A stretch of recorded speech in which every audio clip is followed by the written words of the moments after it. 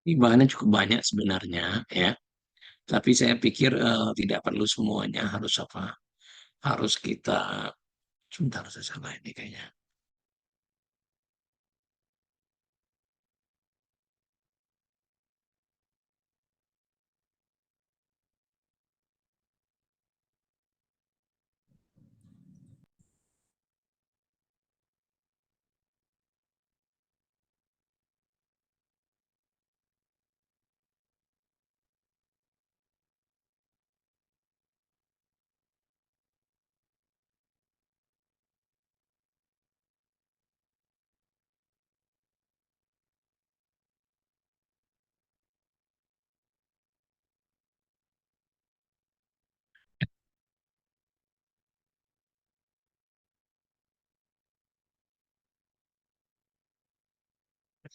Judulnya belum saya bikin, Pak, ya, tidak apa-apa lah.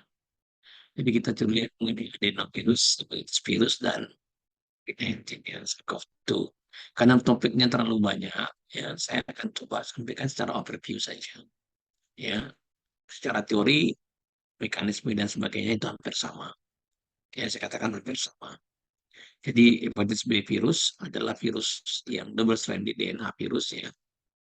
Dia masuk ke dalam genus orthohepatnavirus ya, atau dari famili Hepatnaviridae. Virus ini penyebab hepatitis B. Ya, kalau saya katakan ini adalah Barak Samuel, dia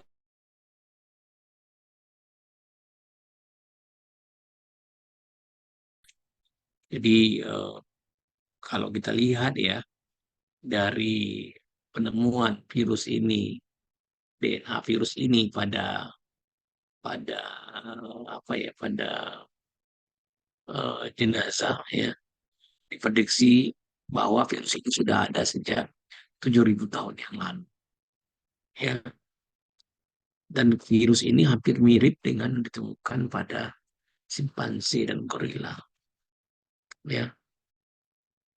Jadi kalau kita lihat hampir mirip ditemukan dari situ. Nah, ini lanjut ya, ini adalah komponen virus yang ada BSAG, surface antigen, apa core ya, core antigen, kemudian ada envelope. Perhatikan ada envelope ya. Nah, envelope itu menggambarkan apa? Envelope itu menggambarkan virus itu berasal dari hewan ya. Kemudian ada DNA di dalamnya. Ya, ada mononucleotik double strand di dalamnya. Bisa lihat ya, ini kita perhatikan virusnya. Kita bisa lihat struktur virusnya ya. Jadi apa namanya? eh, ini menggunakan core antigen ABCAG. Kita perhatikan ABCAG-nya ya.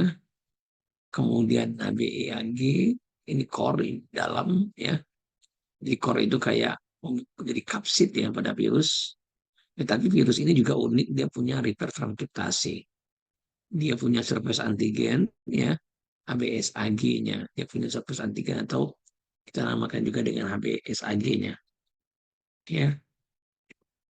Jadi hebatnya virus ini di bagian luarnya itu ada envelope, bagian tengahnya ada envelope, kemudian ada core antigen.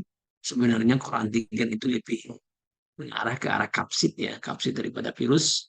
Karena kapsid itu membungkus materi genetik. Jadi core antigen itu berarti kapsid virus. Kemudian materi genetiknya di bagian dalam, berbentuk double stranded. Tetapi uniknya virus ini memiliki uh, reverse transkriptase yang jarang dimiliki oleh virus-virus DNA. Reverse transkriptase ini adalah suatu protein yang fungsinya untuk merubah RNA virus menjadi DNA virus. Ya, RNA virus menjadi DNA virus. Jadi kalau kita lihat tadi saya sampaikan bahwa virus ini terdiri dari tiga antigen utama, ABSAG, ABCAG, dan ABEAG.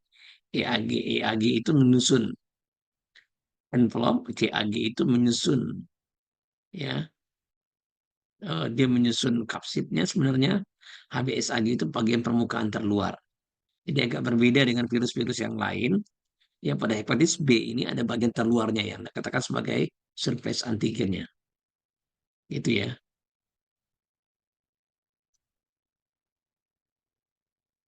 Ya, ini nukleokapsid tadi HBCAG dibungkus oleh suatu bagian luar sekali ya, suatu envelop ya. Nah, oke, ini saya lanjut aja ya, cepat aja. Ini kira-kira mekanisme virus ya. Virus itu masuk ya, masuk entry, kemudian dia melepaskan intinya. Coba Anda perhatikan ya, dia lepaskan badannya, tinggal core-nya saja ya, tinggal tinggal badannya. Nah, kemudian virus itu masuk ke dalam nukleus, sintesis protein ya, sintesis protein, kemudian diassembling dan dari keluar. Jadi pola virus itu sebenarnya hampir sama seperti yang saya jelaskan minggu lalu. Konsepnya sama aja ya. Ini Anda apa aja ya. Jadi nah efek reseptornya apa? Ya, reseptornya apa? Dia reseptornya adalah varin sulfat proteoglikan yang ada pada sel ya, dengan perantaraan latrin dan veolin. Jadi seperti saya jelaskan dulu di depan ya, bahwa setiap virus itu pasti punya reseptornya. Ini adalah heparin sulfat proteoglikan, makanya paling banyak terdapat pada sel-sel hati. Ya, itu dasarnya ya. Oke, saya lanjut aja di cepat ya. Hepatitis B juga bisa menyebabkan suatu hepatoselular karsinoma. Jadi ini adalah salah satu onkogenik virus ya. Jadi dia adalah menginduksi onkogenik virus. Melalui apa? Melalui inaktivasi tumor suppressor gen atau aktivasi onkogen ya. Tapi pada beberapa kasus dia juga bisa menginduksi translokasi berapa gen dalam satu kromosom, terutama kelompok-kelompok dari onkogen. Ingat ya, pada cancer itu selalu polanya seperti itu. Selalu induksi onkogen dan terlalu penekanan daripada tumor suppressor gen. Ya, sebentar, sebentar ya.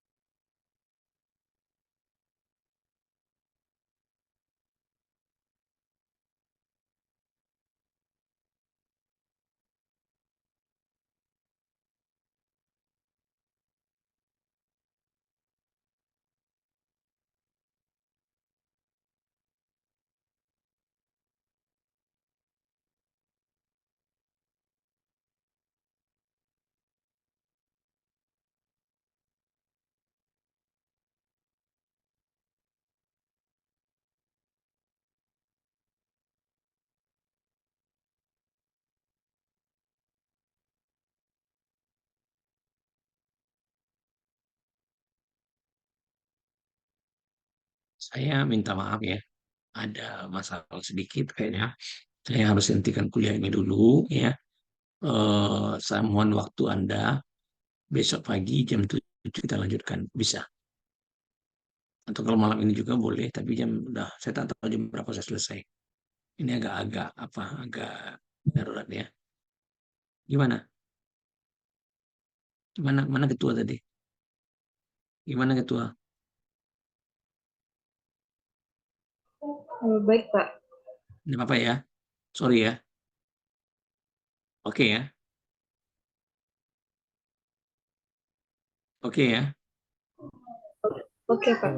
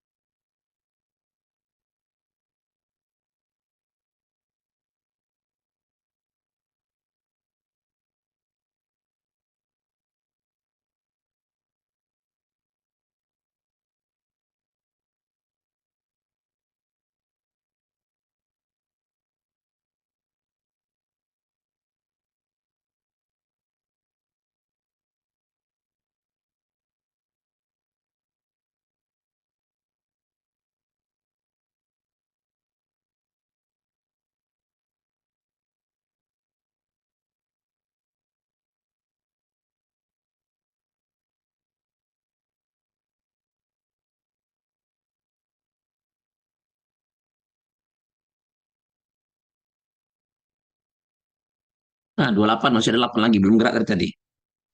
Udah gimana caranya itu?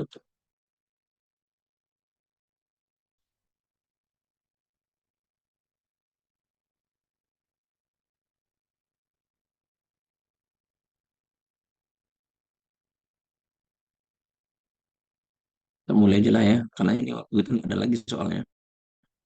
Mau ujian juga. Jadi saya sampaikan beberapa hal yang penting saja ya. Ini Elisa, nanti yang kemarin kita lanjutkan lagi habis ini. Baik, kita mulai ya.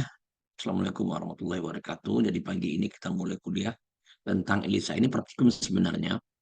Ya, sebenarnya praktikum. Jadi saya akan menyampaikan aspek-aspek pentingnya saja gitu. Jadi tidak tidak semuanya akan saya sampaikan. Kita tidak bisa pakai kayak apa pakai wet lab ya, karena regen kita tidak cukup.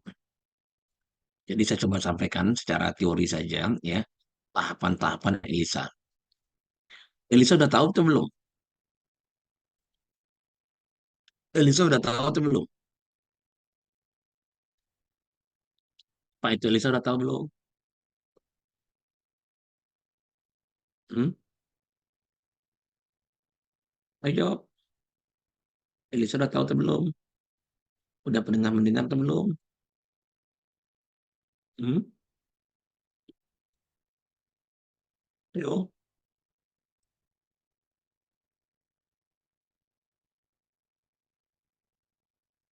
ayo.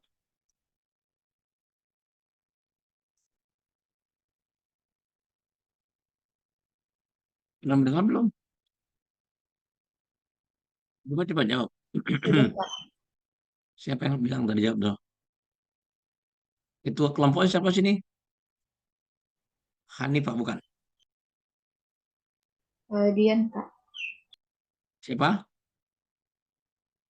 Dia. Dian, Pak. Oke. Oke. Ini Yupa di mana sekarang nih? Di kampung di mana? Hmm? Yupa di mana sekarang? Di Hmm? kos, Pak, di Padang, Pak. Oh, di Padang. Hmm. Yupa bilang, saya belajar Pak di kampung di Padang. Hmm. Tidak pacaran nih, Pak. Gimana, Pak? Tidak pacaran. Enggak, Pak. Malah pulang kampung, pacaran saya Padang lah ya. Yang bebek tidak pulang-pulang lah.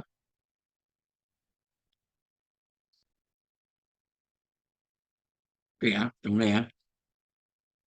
Jadi, sampai sarapan sorry ya.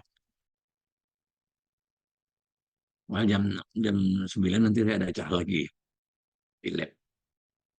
Jadi ELISA itu ya adalah satu metode untuk menilai kadar protein. Protein itu apa? Protein itu bisa antigen, bisa antibodi. Jadi ELISA adalah satu metode untuk mengukur kadar atau konsentrasi antibodi atau antigen. Ya, apa? Untuk mengukur kadar antibodi atau antigen. Nah, bagaimana cara mengukurnya? Cara mengukurnya menggunakan reaksi antigen antibodi ya yang diikatkan dengan enzim dan substrat. Perubahan warna yang terjadi antara ikatan enzim dengan substrat itulah yang diukur, yang menjadi sebagai acuan. Semakin banyak antigen atau semakin banyak antibodi, maka substrat yang berikatan semakin banyak juga. Enzim yang berikatan semakin banyak juga. Sehingga pada waktu ditambahkan substrat yang sama banyak, tentu reaksinya berbeda. Semakin banyak enzimnya, maka warna yang terbentuk akan lebih kuat. Ya, maka nilai absorbansi itu akan semakin tinggi dan kemungkinan proteinnya juga akan semakin banyak. Ya, itu konsep ELISA.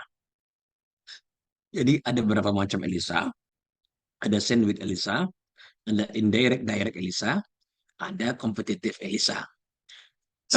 Pada praktikum ini kita hanya menjelaskan tentang direct dan indirect ELISA. Nah, itu saja. Jadi sandwich dan kompetitif tidak. Ya. Jadi ditemukan oleh Engvall dan Perlman tahun 1971 ya. Jadi dia sangat sensitif. Jadi dapat mengukur kadar protein sampai pikogram per mililiter. Ya, sampai pikogram per mililiter. Jadi bisa mengukur antigen, bisa mengukur antibodi. Salah satu. Ya, tidak perlu jelaskan lagi antibodi, nggak perlu ya. Antigen juga nggak perlu ya. Oke, nah ini kita lihat. Nah, saya lihat tabel ini aja. Nah, coba perhatikan di sini. Tadi saya katakan ada direct ELISA, indirect ELISA, sandwich ELISA, dan ya sandwich ELISA ya. Terakhir ada sebenarnya competitive ELISA. Ya. Nah, jadi kita sampai direct, indirect saja. Saya tidak jelaskan lagi sampai sandwich. Jadi kita fokus itu aja. Supaya Anda jangan banyak berpikir. Ya. Pada direct ELISA, nah, coba apa bedanya antara direct dengan indirect ELISA?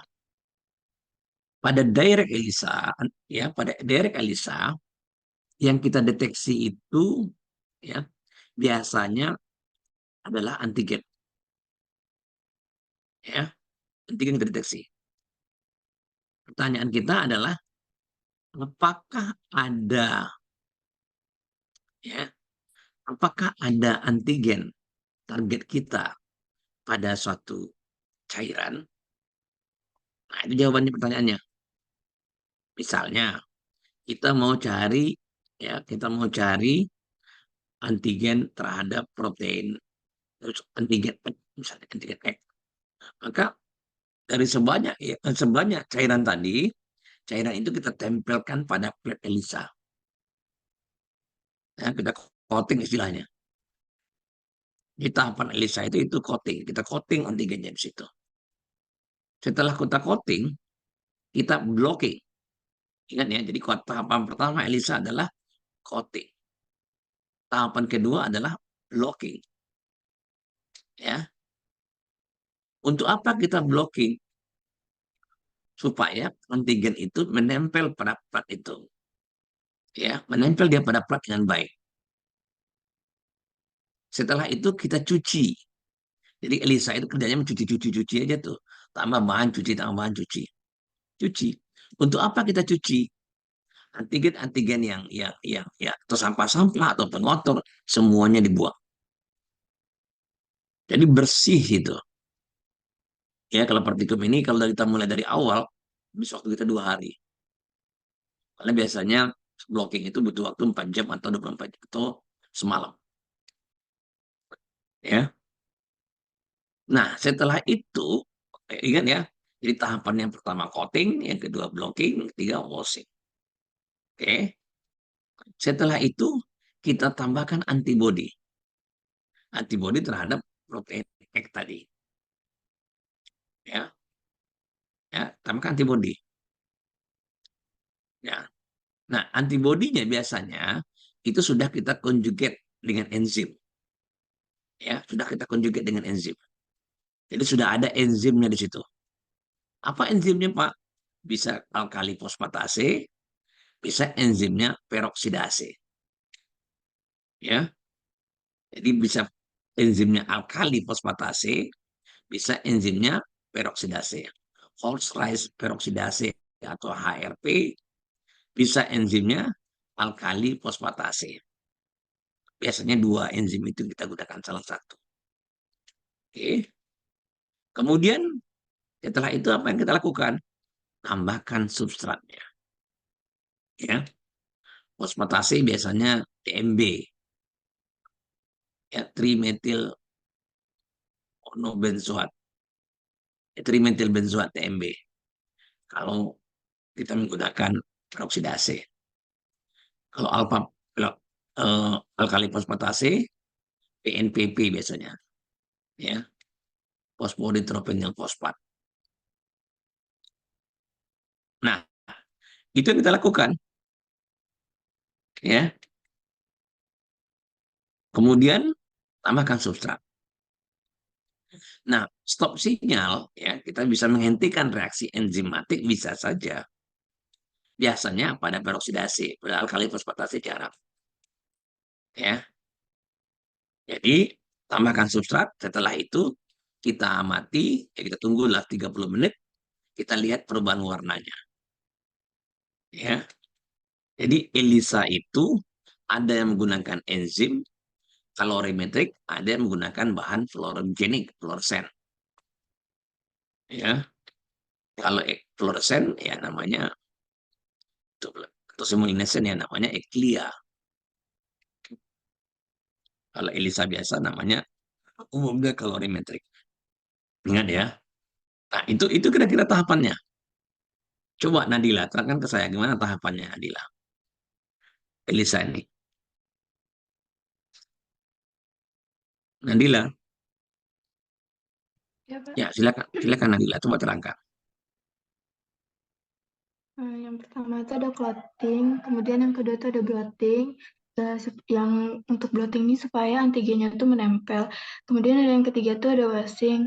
Wasing itu untuk menghilangkan sampah-sampah yang menempel. Kemudian tambahkan antibody. Antibodinya tuh biasanya tuh sudah ada enzimnya seperti enzim alkali fosfatase atau peroksidase. Kemudian tambahkan substrat, biasanya itu TMB. Kalau TMB itu menggunakan peroksidase. Kemudian amati selama 30 menit dan lihat perubahan warnanya. Gitu, Pak.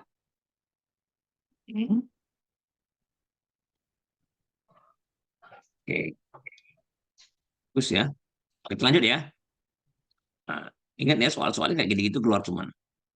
Tidak akan ribet-ribet soalnya keluar. Nah, dibaca baik-baik. Berikutnya lagi adalah indirect ELISA. Ya, indirect ELISA.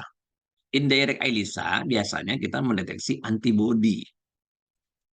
Oke, kita mendeteksi apa? Antibody yang kita deteksi. Nah, jadi misalnya kita mau mendeteksi antibody terhadap protein apa gitu. Protein X misalnya. Ya, pada indirect ELISA kita mendeteksi antibody. Misalnya antibody terhadap protein X. Ya, tetap antigennya kita coating, kita blocking. Nah, setelah itu kita ambil sampel serum, kita masukin sampel serum. Oke. Kenapa? Kita melihat kan, tujuan kita melihat ada antibody terhadap protein X tadi. Kita ambil sampel serum. Oke. Nah, jadi antibody dari serum kan berikat. Kalau dia betul antibody itu mengenal antigen X tadi, maka antibody itu akan nempel. Sampai di sini paham ya? Nempel ya. Kemudian kita deteksi, kita tambahkan lagi antibody yang kita konjugasi dengan enzim atau fluoresen. Kita bicara enzim saja, nggak usah bicara fluoresen. Yang berikatan dengan enzim. Sama pada tahap direct tadi. Ya. Nah, ya, kemudian kita cuci, setelah itu kita tambahkan substrat, kemudian kita lihat perubahan warna yang terjadi. Kita baca dengan ELISA reader.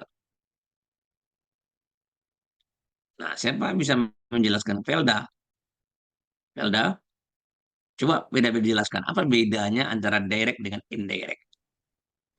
Oh, baik, Pak. Untuk perbedaannya itu ada di setelah blotting, Pak. Karena di indirect ELISA dia ditambahkan sampel serum, sedangkan di direct tidak, Pak.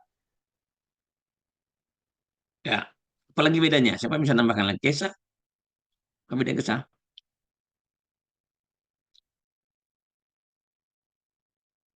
Izin Pak, mungkin karena indirect ELISA kita memeriksa antibody, maka kita harus menggunakan sampel serum, Pak.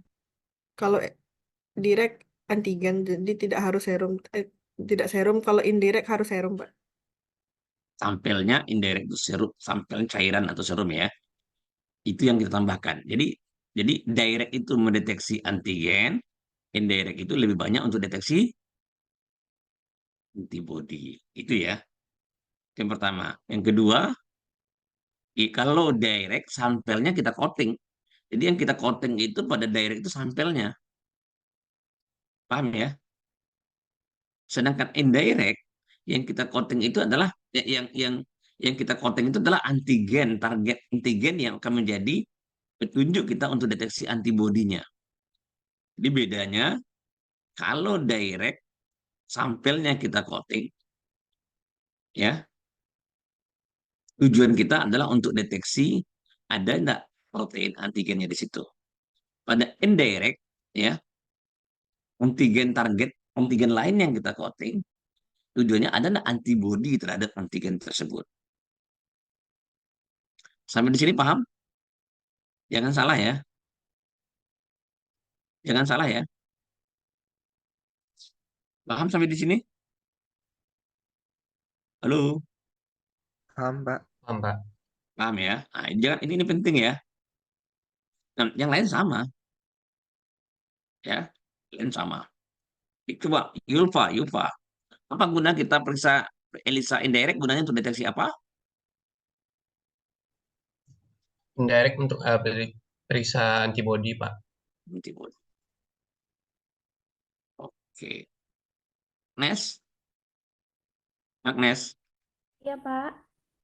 pada pada apa? Pada ELISA direct ya, apanya yang di coating? Sampelnya, Pak. Sampelnya, betul ya. Jadi kalau ada dalam suatu cairan, kita mau cari betul nggak ada protein dalam cairan ini, maka cairan itu di coating. Ya, di coating itu maksudnya ditempelkan. Nah, sebenarnya saya ingin mengajari Anda itu. Paham ya? Saya ingin mengajari Anda itu sebenarnya. Oke, udah ya. Sampai di sini paham. Saya ingin ulang lagi. Sampai sini paham ya? Jangan salah ya. Paham. Soalnya mengenai ini, saya bilang aja. Ya. Nah, ini kira-kira plate listanya. Coba lihat nih. Nampak kan? Plate lista itu terdiri dari well, 96 well. Ini 96 well ya. 1 sampai 12 dan A sampai H. Ya. Udah pernah lihat ini? Sudah ya. Plate kultur juga begini. Ya, plate kultur juga begini. Coba lihat warnanya. Nampak warnanya kan? Makin tua warnanya kan? Nampak? Ya. Dian kelihatan warnanya? Kelihatan, Pak. Oke, paham ya. Oke, nah ini namanya ELISA reader. Ini ELISA reader, barangnya kita masukkan ke sini. Ya, kita pakai panjang gelombang 450, misalnya itu 540. Masukkan ke sini ya. Namanya ELISA reader. Lanjut ya, saya lanjut aja. Ini tidak usah. Komputer ini konsepnya tadi. Ini sandwich dan ini tidak usah. Yang mudah aja kita. Ya.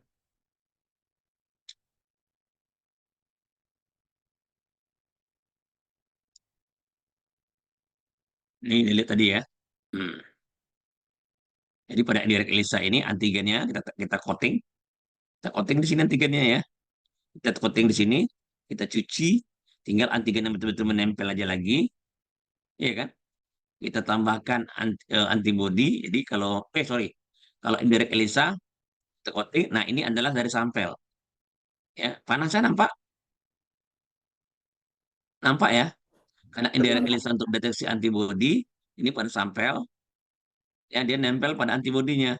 Kemudian baru kita tambahkan antibody untuk deteksi antibody ini.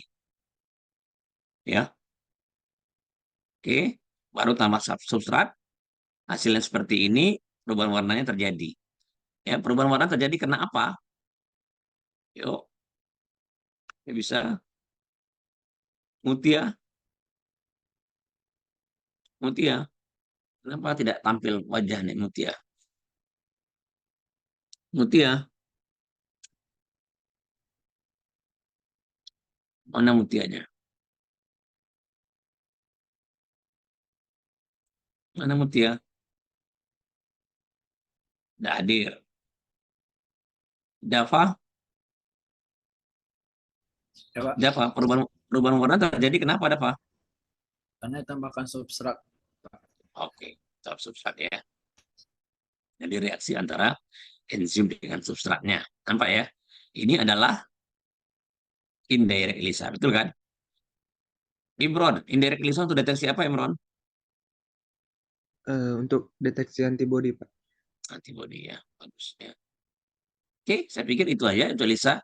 Ini untuk pengukuran, nggak usahlah kita apakan. Nanti kalau lanjutnya kita ada waktu, kita akan tampilkan lagi. Saya ajari Anda ini lagi ya. Cukup itu aja. Jadi soalnya Anda terlalu banyak.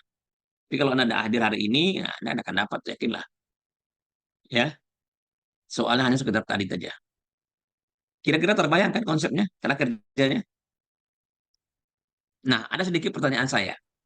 Ya, pada indirect ELISA, sampelnya misalnya kita mendeteksi antibodi dari serum manusia. Ya, jadi IgG, human IgG yang kita deteksi. Menurut pendapat Anda, ya, antibodi detektornya apa? Apa? Selin? Apa kira-kira antibodi detektornya Selin? Selin, Ya, Pak. apa kira-kira antibodi detektornya? Ikatan dengan antigennya itu. Namanya antibodi, saya bilang. Antibodi detektornya apa? Anti-human itu, Pak. Nah, jadi antibodi detektornya tidak boleh dari human juga. Harus dari lain. Misalnya, goat anti-human. Ya, mouse anti-human. Rabbit anti-human. Jadi harus menggunakan anti-human. Paham ya? Nggak boleh kita salah. Oke? Oke ya? Ya. Ada pertanyaan sampai di sini mengenai Lisa. Silakan. Ada pertanyaan? Silakan.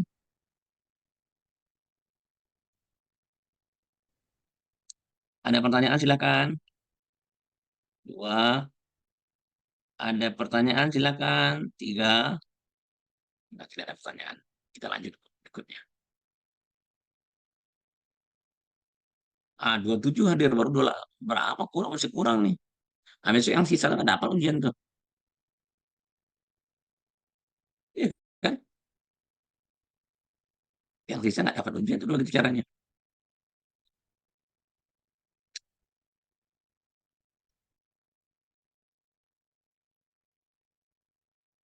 Gimana caranya tuh?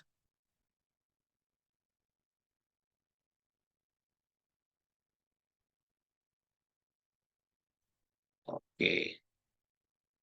Ya.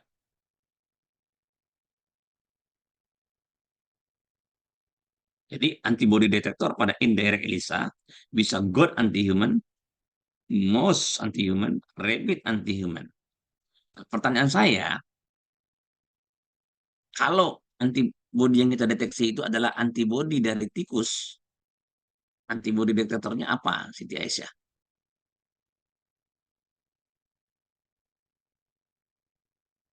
Apa, Siti Aisyah? Dari kelinci, Pak. Dari kelinci, namanya rabbit anti-mouse. Ya, rabbit anti-mouse. Bisa juga goat anti-mouse. Bisa juga human anti-mouse. Ya, jadi bisa juga human anti-mouse. Tapi tidak boleh dia mouse anti-mouse, nggak mau dia. Karena tidak dianggap sebagai benda asing. Paham ya? Oke. Kita lanjutkan dengan kuliah kita yang berikutnya lagi. Yang lanjutan tadi malam.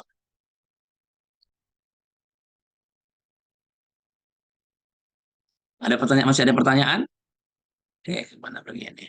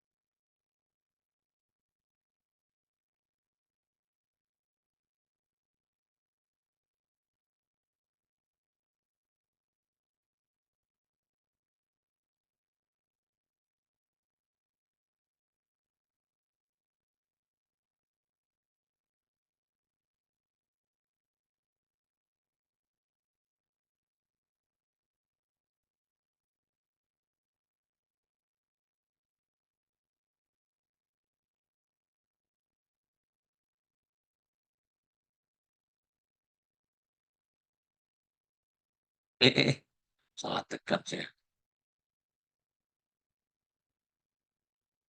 Baik ya. Oke. Kita cerita tadi mengenai hepatitis ya.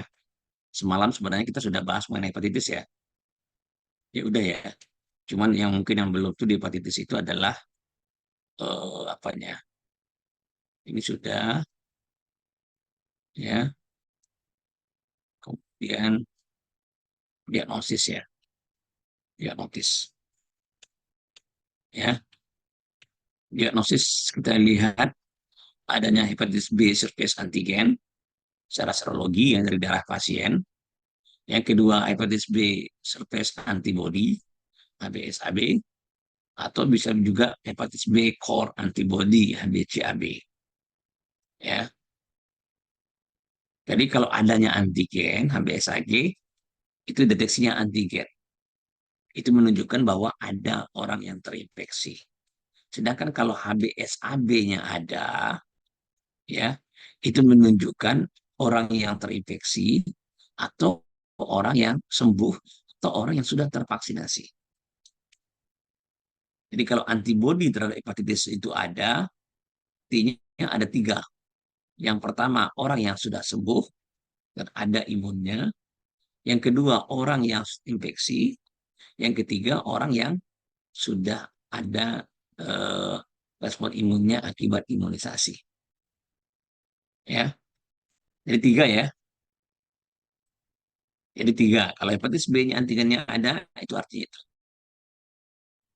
Ya. Hepatitis B core antibody terhadap antigen core-nya itu bisa menggambarkan kronik infeksi, yang bisa juga akut infeksi. Sama lah, artinya orang yang sedang proses infeksi kronik atau orang yang masih akut. Kalau core itu diagnosisnya ya. Nah, perencanaan lain adalah kita pakai serum transaminase, tapi yang banyak berkembang sekarang adalah HBV DNA. Paham ya? Yang paling banyak dipakai orang sekarang adalah HBV DNA.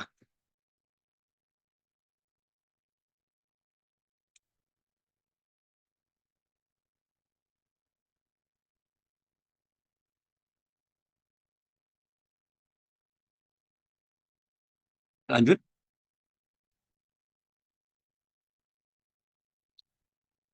ya.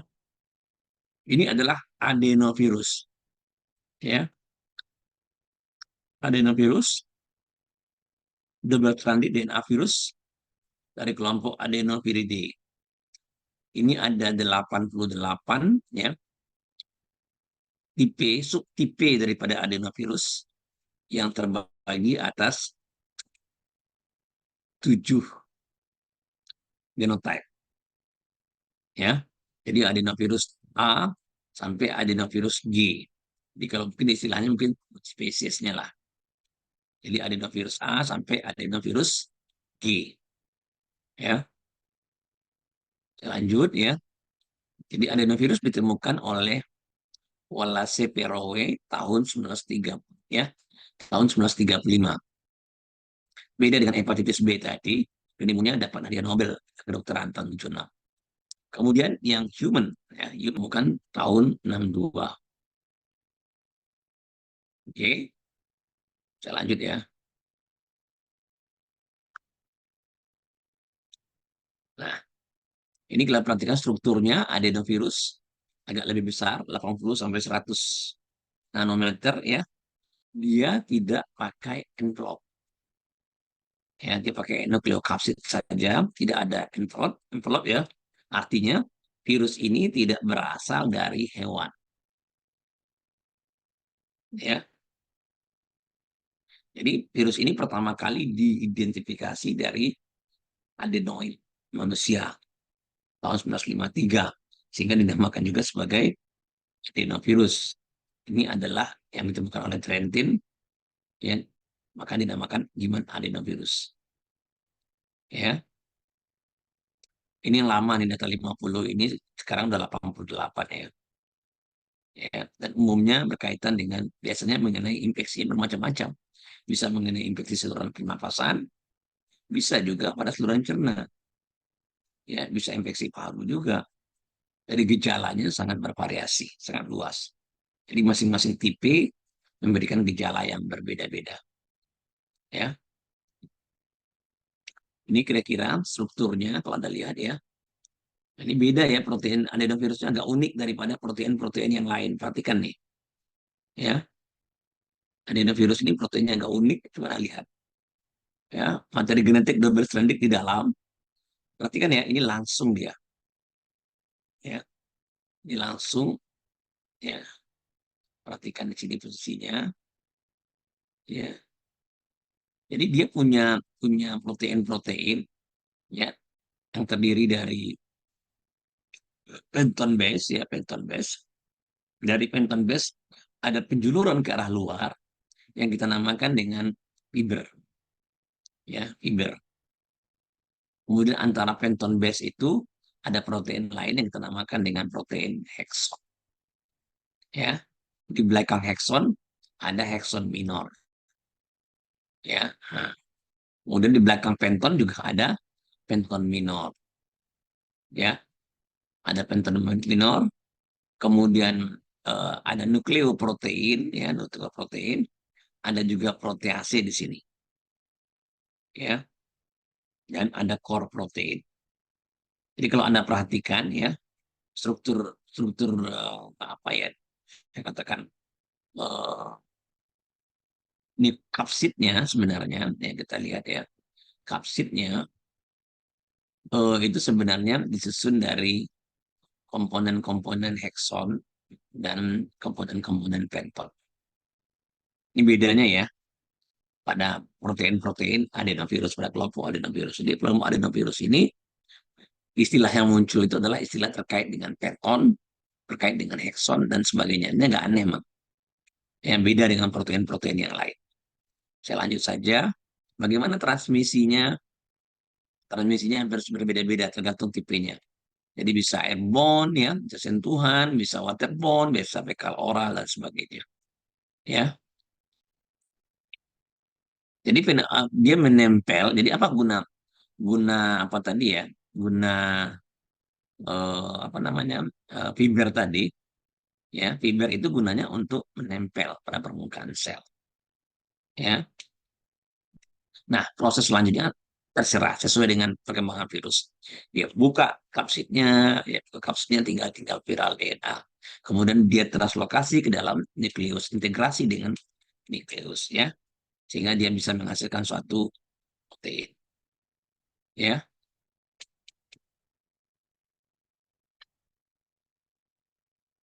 Oke, nah, jadi perhatikannya siklusnya sama seperti yang lain.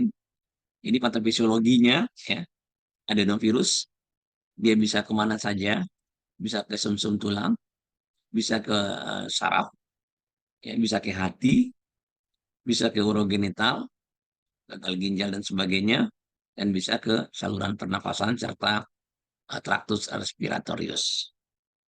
Ya, jadi, nah khasnya daripada adenovirus adalah dia punya fase latensi. Jadi kalau kita lihat katakan adenovirus ini ada 3 jenis ya pada sel yang terinfeksi, pada 3 tipe, 3 kondisi dia.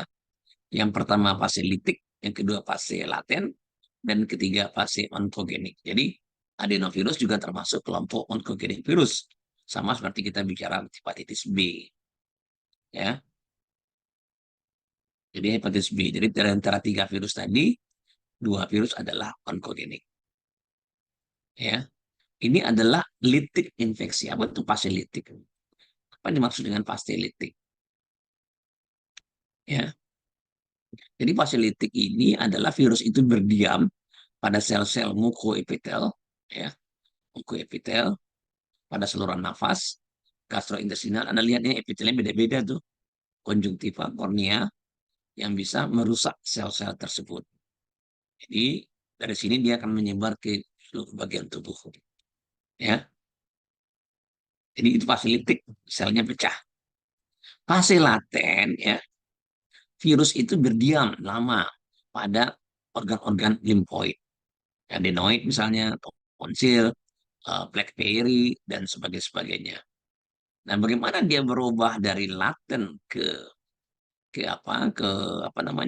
dari fase laten ke fase litik. Nah, itu nggak terlalu jelas ya. Fase litik itu cuma itu fase aktifnya, ya. Dan dia biasanya akan muncul kalau pasiennya mengalami imunokompromis. Artinya pada kondisi daya tahan tubuh pasien itu rendah. Jadi dia berdiam lama pada organ-organ limfoid ya. Kemudian habis itu dia aktivasi. Oke, nah bagaimana dengan onkogenik?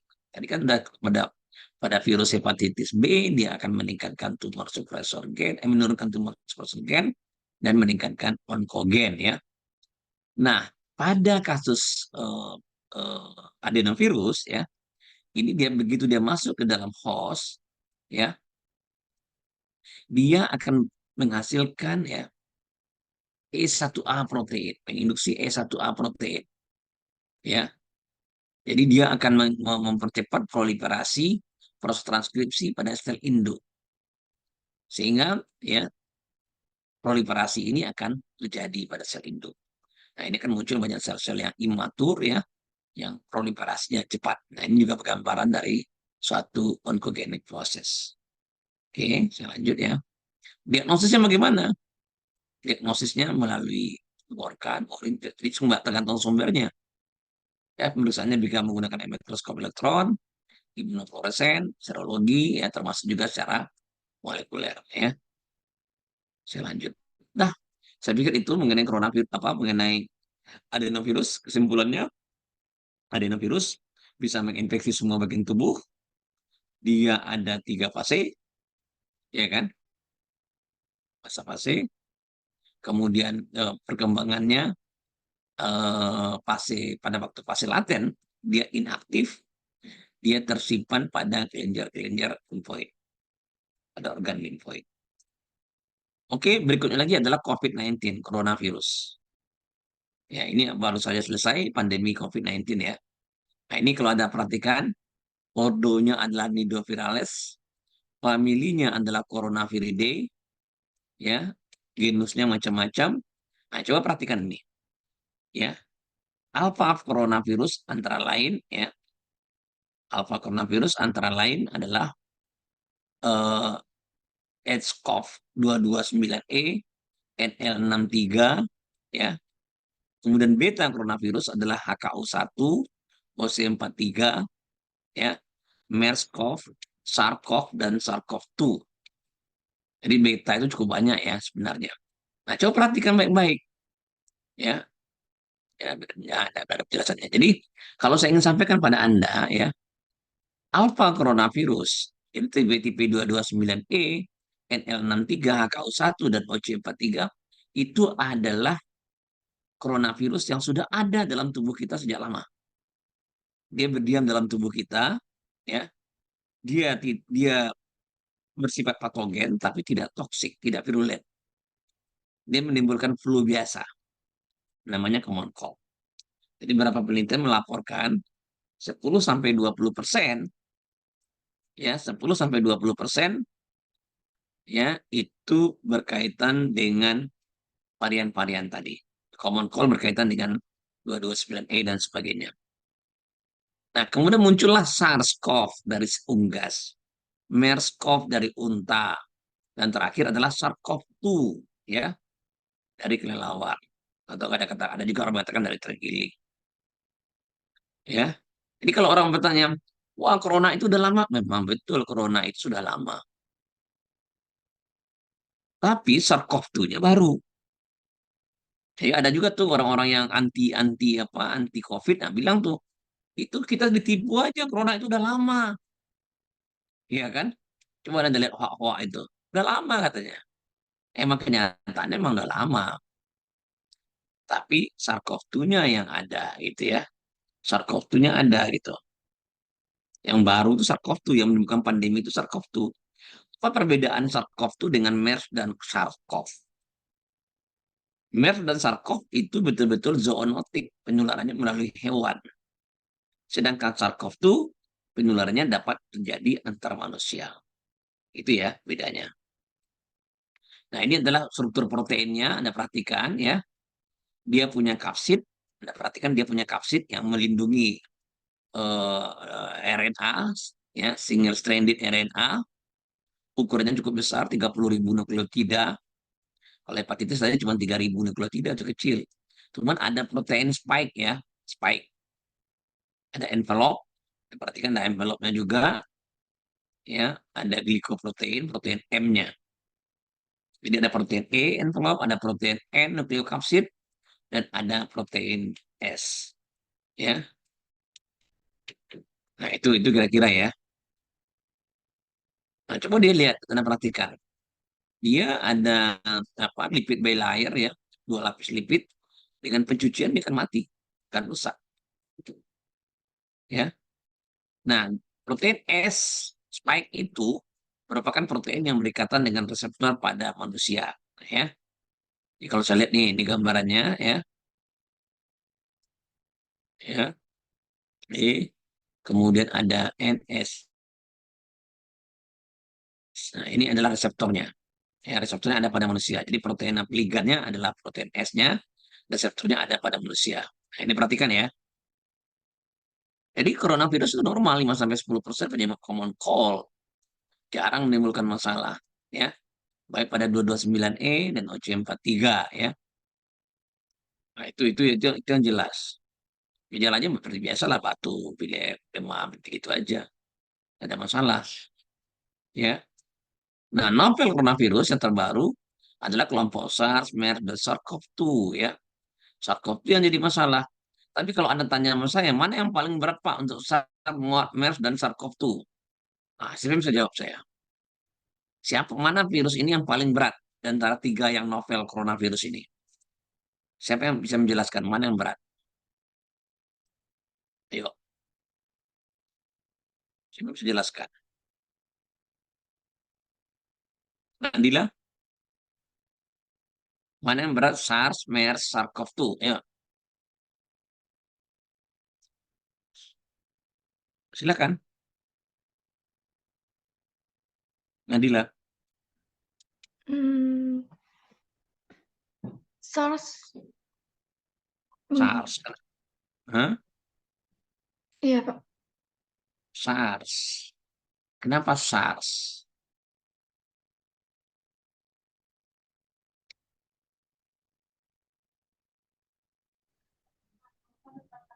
Jadi yang paling berat itu adalah MERS, ya. MERS itu CFR-nya, case fatality rate-nya 35%. SARS itu CFR itu SARS-nya sekitar 10%. COVID-19, ya, SARS-CoV-2 itu CFR-nya sekitar 2%. Ya, jadi nggak banyak dia. Cuman paniknya kita luar biasa. Ini reseptornya, ya, tempat perikatannya, reseptornya namanya adalah AC2 reseptor. Coba perhatikan nih, coba lihat. Kenapa dia menimbulkan infeksi paru-paru? Karena paling banyak terdapat pada sel-sel alveolar, gitu ya. Paling banyak dia terdapat pada sel-sel alveolar, ya. Dan dia jadi bermasalah, kenapa? Kenapa menyebarnya cepat? Karena proses penempelannya, ya, proses penempelannya itu betul-betul lebih kuat dibanding SARS-CoV yang pertama, yang kelompok SARS. Tahu reseptornya, ya? Jadi ligannya adalah protein S, ya, reseptornya adalah AC2 reseptor, ya. Oke,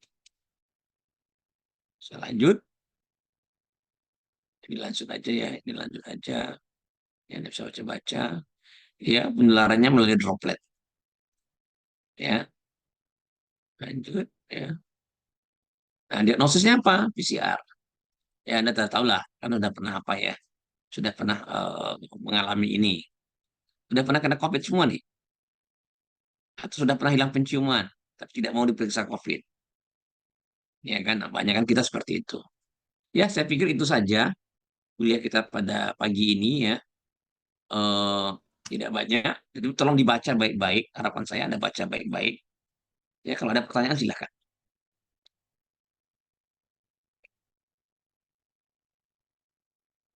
Kalau tidak ada pertanyaan, saya pikir gitu saja pertemuan kita. Selamat ujian, ya. Soalnya sudah siap soalnya. Jadi tinggal ujian aja lagi. Makasih, ya. Tolong absen Anda ya untuk Makasih, ujian-ujian Pak. soalnya nanti. Ya.